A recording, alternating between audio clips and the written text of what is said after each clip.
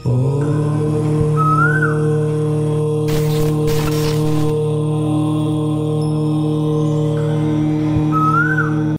నమః శివాయ. శ్రీమాత్రే నమః. లక్ష్మి, మహాలక్ష్మి, విజయలక్ష్మి, వరలక్ష్మి అని నామకరణం చేసుకున్న వారు మీ ఇంటి పూజా మందిరంలో లక్ష్మీదేవి చిత్రపటం కన్నా లక్ష్మీదేవి విగ్రహం అది వెండిదైతే మహాద్భుతం. బంగారం కన్నా లక్ష్మీదేవి విగ్రహం ఓ అంగుష్టమంత అంటే బొటన వేలంతా ఓ వెండి పళ్ళెంలో ఓ చిన్న లక్ష్మీదేవి విగ్రహాన్ని పెట్టి పూజ చేస్తే ఆ అమ్మవారు కురిపించే లక్ష్మీ కటాక్షం మామూలుగా ఉండదట. ఇది లక్ష్మీ పరిహార శాస్త్రంలో చెప్పబడింది.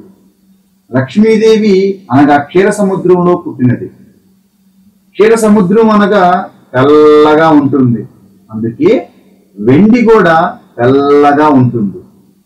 ఈ నామకరణం ఉన్నవారు లక్ష్మి, మహాలక్ష్మి, విజయలక్ష్మి, వరలక్ష్మి అలాగే లక్ష్మీనారాయణ అని నామకరణం చేసుకున్న వాళ్ళ గృహాల్లో పూజా మందిరంలో ఇది ఖచ్చితముగా ఉండాలి.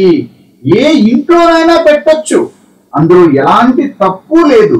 కానీ లక్ష్మి అని నామకరణం చేసుకున్న వారి ఇంట్లో ఇది ఖచ్చితముగా ఉండాలి. మీరు ఆ చిన్నపాటి లక్ష్మీదేవికి మీరు పూజ చేస్తే ఆ ఫలం వేరే ఉంటుంది. మీ పేరులోనే కాదు, మీ ఇంట్లో కూడా లక్ష్మి ఉండాలి. అలా ఉండాలి అని మీరు అనుకుంటే మీ ఇంటి పూజా మందిరంలో ఓ చిన్నపాటి విగ్రహమైన వెండిలో చేయించింది పెట్టి పూజ చేయండి. ప్రతి ఇంట్లో కూడా లక్ష్మీదేవి చిత్రపటం కన్నా లక్ష్మీదేవి విగ్రహానికి పూజ చేస్తే ఉండే అపారమైన బలం వేరే ఉంటుంది. అందుకే మనం చేసే పూజ ఫలించాలి, ఆ లక్ష్మీదేవి కృపా కటాక్షం మన ఇంట్లో ఉండాలి అని అంటే ఖచ్చితంగా మన పూజా మందిరంలో ఓ చిన్నపాటి వెండి విగ్రహం అన్న ఓ చిన్నపాటి వెండి విగ్రహమైన అమ్మవారిది ఉంటే చాలా అద్భుతంగా ఉంటుంది. కనుక ప్రతి పూజా మందిరంలో చిత్రపటం కన్నా లక్ష్మీదేవిది ఓ చిన్నపాటి విగ్రహం ఉండేలాగా మీరు ఆచితూచి ఆలోచించి ఈ యొక్క చిన్నపాటి పూజా విధానాన్ని మనకు అనుకూలంగా పెట్టుకునేదానికి చూడండి. ఇలా లక్ష్మీదేవి అమ్మవారి విగ్రహానికి వెండి విగ్రహానికి పూజ చేస్తే అనుగ్రహం చాలా అద్భుతంగా ఉంటుంది.